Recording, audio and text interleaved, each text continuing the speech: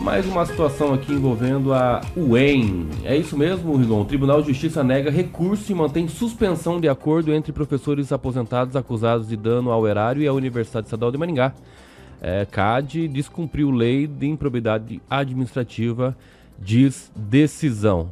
Você tem informações mais profundas disso? É interessante essa publicação, mesmo porque o processo teve andamento já esse ano, tal, intimação, essas coisas, né?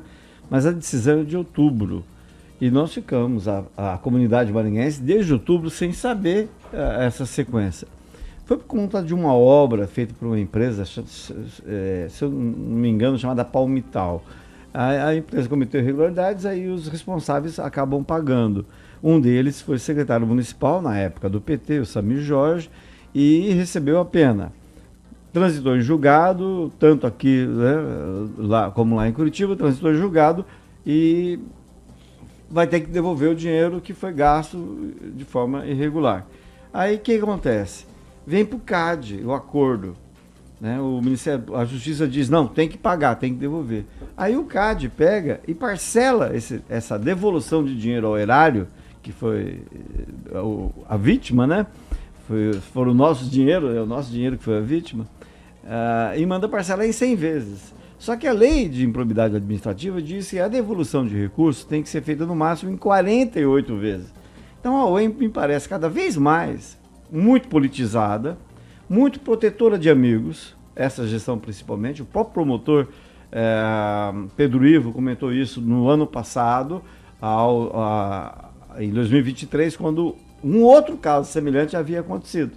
E esse outro caso semelhante, em que a UEM perdeu de uma vez só 2 milhões de reais, porque pagou para um professor fazer um título na Espanha, e ele voltou sem o título, ou seja, não retribuiu.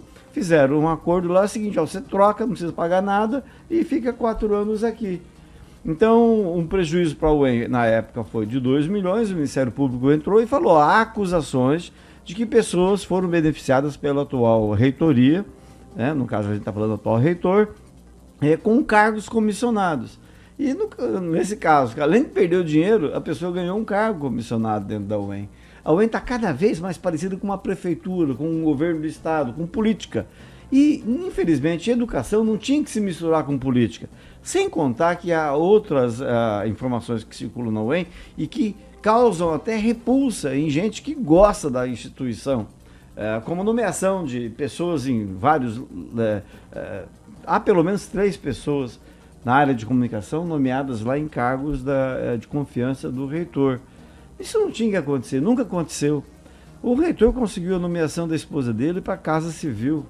Então, assim, você está colocando muita política, ele é muito ligado ao PP, chegou a participar de reuniões do PP.